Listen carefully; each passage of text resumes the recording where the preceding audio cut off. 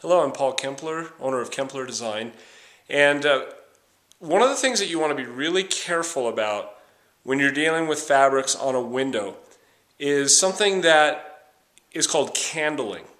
And that's a process where we take a material as we're using it, whether it's a window covering or a fabric or whatever it is, and holding it up to the window to make sure that when the light goes through it, it doesn't change the look of it dramatically.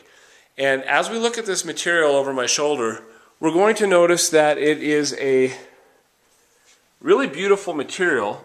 But if we look carefully, do you see those little horizontal lines that go between each of the small clay-colored dots and green dots there? When this material was held up to the light, that little horizontal stripe is actually an inherent part of the fabric.